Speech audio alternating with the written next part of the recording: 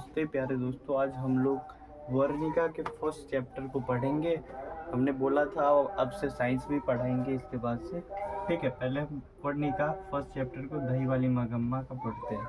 इस कहानी को हम शॉर्ट में 20 से 25 मिनट में पढ़ा देंगे। ठीक है, पहले देखो इस कहानी के जो लेखक है उनका परिचय कर लेते हैं, उसके बाद हम क्या करते हैं कहानी को पढ़ेंगे। पहले लेखक कौन है तो श्रीनिवास, और उसका पूरा नाम है मास्ती वेंकटेश अयंगार।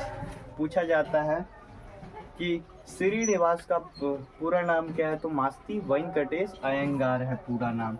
और इनका जन्म कब हुआ 1891, 6 जून 1891 में इनका जन्म हुआ। और कहाँ, कर्नाटक के कोलार में।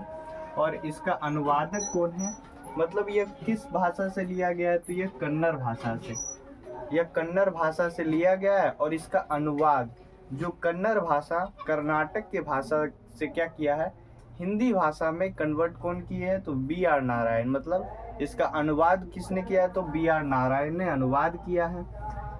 क्या आप लोगों को पता हो गया इसके लेखक कौन है तो श्रीनिवास, और अनुवादक B.R. नारायण। जन्म 1891, और कहाँ, कर्नाटक के कोलार। और यह किस भाषा से लिया गया है तो यह कन्नड़ भाषा से लिया गया है। ठीक है, तो पहले हम कहानी के बारे में पढ़ लेते हैं। ठीक है, कहानी में क्या है कि देखो, इसमें मगम्मा रहती है। इस कहानी में मुख्य पात्र मगम्मा है। इस कहानी की मुख्य पात्र कौन है तो मगम्मा। तो क्या करते हैं, मगम्मा क्या था, मगम्मा का एक बेटा और एक बहू थी और एक पोता भी था। क्या था, एक पोता भी था। और यह माँ जी के यहाँ अक्सर जाया करती थी। ठीक है, तो जब यह एक दिन माँ जी के यहाँ से दही बेचकर आई ना, तो देख रही थी कि ये नजम्मा जो थी उसकी बहू, वो क्या कर रही थी, अपने पोते को, मतलब मगम्मा के पोते को बहुत पीट रही थी। इसी पर मगम्मा कहती, क्यों रे राक्षसी, छोटे से बच्चे को क्यों मार रही है। किसने बोला, यह पूछा जाता है कि क्यों रे राक्षसी, इस छोटे से बच्चे को क्यों मार रही है। ऑब्जेक्टिव में पूछा जाता है, किसने बोला तो मगम्मा ने बोला।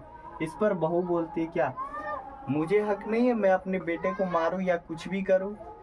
तो इस पर कहती है, क्या मुझसे जवान लड़ा रही है। क्या कहती है, क्या मुझसे जवान लड़ा रही है।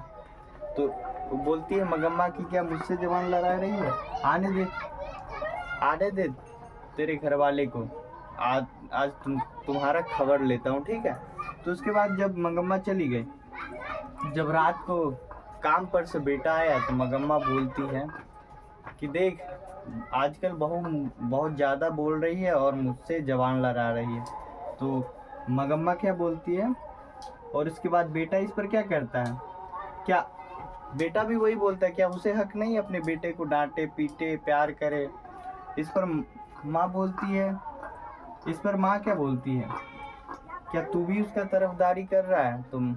और इसके बाद क्या कहता है, माँ बोल रही, इसके बाद माँ बोलती है कि क्या तू चाहता है मैं अलग रहूं, अलग खाऊं। तो बेटा कहता है तुम्हारी मर्जी।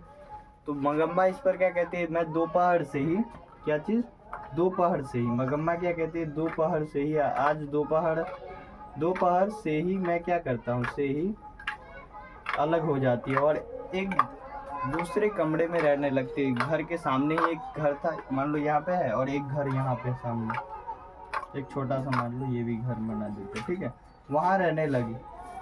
अब मगम्मा के पास, मगम्मा क्या बेचती थी, दही बेचती थी। अब दही बेचती थी तो उसको पैसा आता था, और पैसे से क्या करती थी, पहले बहू के लिए क्या लाती थी, जेवर लाती थी, कान का झुमका, बाली, हाथ का कंगन, ये सब लाती थी। और उसके बाद क्या हुआ, जब अलग हो गई तो उसका पैसा बचने लगा। उसके बाद क्या किया, माँ जी के यहाँ गई, और माँ जी के यहाँ सारा कहानी अपना किसको बताती थी तो माँ जी को। ये माँ जी है, और इस माँ जी को ही अपना क्या करती थी, दुख रहा चाहे दुख हो या सुख हो, सभी क्या करती थी, शेयर करती थी। किससे, माँ जी से। सब बताती थी किससे, माँ जी से। तो माँ जी को एक दिन क्या देखी, ये माँ जी को देखी कि क्या, मखमल का ब्लाउज पहनी हुई। क्या चीज़ का, मखमल का ब्लाउज। ठीक है, मखमल का ब्लाउज पहनी हुई देखी। उस पर मगम्मा बोलती, माँ जी ये कितने का है तो लगभग क्या बोली कि लगभग 8 रुपए का। कितने का, लगभग 8 रुपए का है, लगभग, ऐसा नहीं 7 से 8 या फिर 8 रुपए लगभग, ठीक है। मगम्मा बोली कितने, लगभग 8 रुपए, याद रहेगा आप लोगों को कितने हैं, लगभग 8 रुपए का था। और इसके बाद मगम्मा भी बोली माँ जी अब तो मेरे पैसे भी बच रहे हैं, मैं चाहती हूँ कि मुझे भी क्या चाहिए, मैं भी ब्लाउज पहनूंगी। तो उसके बाद वो खरीद ली और सिलवा ली। जब पहन कर जा रही थी तो बहू बोलती है, बहू बोलती है, क्या बोलती है, पहले तो अब पैसा बचने लगा, वो तो किसी को दे नहीं रही थी, तो बहू बोलती है क्या, जब साथ थे तो मुझे खरीद कर नहीं दी। तो इस पर मगम्मा सुन लेती है, ठीक है, मगम्मा सुन लेती है और बेटे से जाकर कहती है क्या, जब मैं साथ थी तो बहू के लिए क्या कान का झूमर, हाथ का बाली और कंगन ये सब नहीं देती थी, ये बोली। तो बेटा कहता है कि इस पर भी बेटा क्या बोलता है कि अगर तुम्हें चाहिए तो तुम दे देता हूँ, ला कर दे देता हूँ, वो भी कान का बाली जेवर सभी मैं दे देता हूँ। इस पर भी बेटा क्या बोलता है, ला कर मैं दे देता हूँ। तो उसके बाद क्या हुआ, मगम्मा को जेवर बहू वापस कर दी। और जब एक बात जब क्या हुआ, मगम्मा जा रही थी रास्ते में, कहाँ जा रही थी, एक रास्ते से दही बेचने जा रही थी वही उसी दिन। तो उससे क्या हुआ, एक बाहर का कोई लड़का, मतलब जेंटलमैन समझो, वो पढ़ लिख कर आ रहा था टाई कोट पहनकर, और उसने देखा कि मगम्मा बूढ़ी थी और वो मखमल का ब्लाउज पहनी हुई थी। और उस लड़का क्या बोलता है, क्यों रे बुढ़िया है, बुढ़ापे में जवानी चढ़ी, ऐसे बोलता है, ठीक है। तो मगम्मा भी क्या बोलती है कि जो तू भी तो गले में टाई का कुत्ते की तरह फंदा टांगे हुआ, तू अपना नहीं बोलता है। तो वो लड़का चला गया। उसके बाद क्या हुआ, मगम्मा अपनी सारी बातें क्या माँ जी को बताता था, ये तो याद रहेगा आप लोगों को। और यहाँ पे एक क्या है, रगम्पा या फिर रगप्पा, ठीक है। ये रगम्पा जो है ना, इसको पता चल गया ये क्या था, जुएड़ी व्यक्ति था। ये क्या था, जुआड़ी व्यक्ति था, जुआड़ी था, क्या था, जुआड़ी। रगप्पा क्या था, जुआड़ी था। जब इसको पता चला कि ये मगम्मा अपनी बहू के साथ नहीं रहती, अकेली रहती है, अब उसका पैसा भी क्या बच रहा है, तो इसने सोचा क्यों ना मगम्मा से मैं पैसे ले लूँ उधार। ये क्या चाहता था, मगम्मा से कुछ पैसे उधार चाहता था, उधार, याद रखना क्या जी, कुछ पैसे उधार चाहता था, ऐसा नहीं कि छीन लूँ, ठीक है। जब ये रास्ते में, याद रखना, ये अमराई का कुआं था, ठीक है। तो यहीं पे क्या किया, जब जाती थी मगम्मा घर से, यहाँ पे थी मगम्मा घर से जाती थी, तो यहीं पे क्या, ये रगम्पा मिला और मगम्मा को हाथ पकड़ कर कस कर एक दिन, पहले दिन तो क्या किया, पहला दिन उससे क्या चूना मांगे, क्या चीज, खैनी खाने के लिए चूना मांगे। तो चूना तो दे दी, क्योंकि वो पान सुपारी खाती थी, किसके आंगन में, तो माँ जी के आंगन में। कहाँ खाती थी, तो माँ जी के आंगन में पान सुपारी खाती थी, और इसीलिए इसने चूना मांग लिया। पहला तो दिन तो दे दिया पीछा करते करते। दूसरा दिन क्या किया, रगप्पा ने कस कर हाथ पकड़ लिया और बैठा लिया, और बोली कि रगप्पा ने बोला कि मुझे कुछ पैसे क्या चाहिए, उधार चाहिए। तो इस पर मगम्मा ने हाथ छुड़ा लिया और उसने कहा मेरे पास पैसे नहीं है, क्या बोला, मेरे पास पैसे उससे नहीं है। अब तो उसने कहा कि मैं सब जानता हूँ कि तुम्हारी बहू के साथ क्या है, झगड़ा चल रहा है, जिसके कारण तुम उसे पैसे नहीं देते हो और तुम्हारा पैसा बचता है। तो इस पर रगप्पा ने बोला, तो मगम्मा ने कहा कि नहीं मेरे पास पैसे उसे नहीं है, सॉरी मगम्मा ने बोली। और उसके बाद मगम्मा चली गई माँ जी के पास और माँ जी को सारा कहानी बताए जो हुआ। और माँ जी को बोला, माँ जी मेरे पैसे आप रखिए, अपने बैंक में जमा कर लीजिए, जब जरूरी होगा तो मैं ले लूँगा। और यहीं पर इसको किसको पता चल गया, नजम्मा को। और नजम्मा को डर लग गया कि क्या, अगर माँ जी अकेली रही तो उसका पैसा कौन ले लेगा, रगप्पा ले लेगा, तो क्या हो जाएगा, मेरा घाटा हो जाएगा, ठीक है। तो ये मजबूरी में क्या कर ली, माँ जी के साथ समझौता करना चाह रही थी, इसलिए इसने एक तरकीब सूझी। और इसने कहा कि अपने बेटे से, जो मगम्मा का पोता था, अपने बेटे को कहा कि तुम जाओ और माँ जी के पास जाओ, और मैं जब भी बुलाओ, कितना भी बुलाओ, तो तुम मत आना, ठीक है।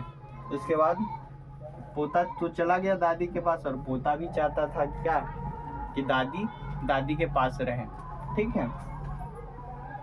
पोता भी क्या चाहता था, दादी के पास रहे, और उसके पास दादी के यहाँ रहने लगा। 1 दिन 2 दिन 3 दिन रहने लगा, और मगम्मा ने कहा कि मगम्मा भी सोचने लगी कि चलो ये लड़का भी तो अब मेरे साथ ही रहता है, इसकी माँ डांटेगी। फिर ये मगम्मा के घर क्या चीज़ गई, मगम्मा अपने बहू के घर गई और पोते को जाने को कहा। तो पोता तो पहले ही सिखा दी थी कि नहीं आना नहीं आना, और वो नजम्मा क्या कर रही थी कि इधर आओ, बुला रही थी, फिर भी नहीं आ रहा था, क्योंकि ये सिखला दी थी इसे। तो उसके बाद माँ जी ने क्या कर ली, ये दोनों के साथ क्या हो गया, समझौता हो गया, और उसके बाद माँ जी हंसी खुशी रहने लगे, ठीक है। और यहाँ पे याद रखना, ये नजम्मा जो है दही बेचने का काम खुद ले ली, और मगम्मा क्या करने लगी, मगम्मा भी एक बात बोली कि मैं भी कभी कभी दही बेचने जाया करूँगा। और कहाँ दही बेचने जाती थी, तो बेंगलुरु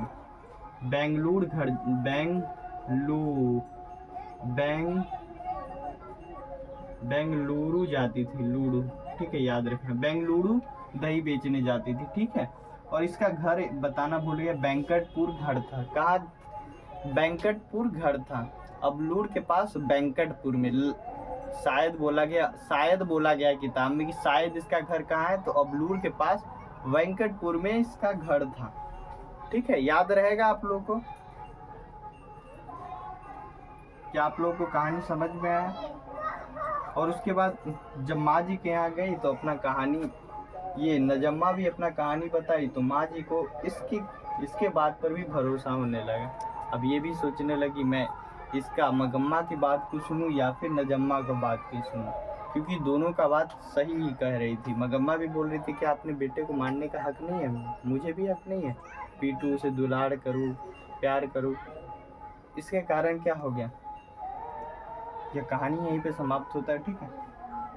क्या आप लोगों को समझ में आया? इसमें 3-4 सब्जेक्टिव पूछे जाते हैं यहाँ से, मतलब 3-4 पूछा जाता है पूरा।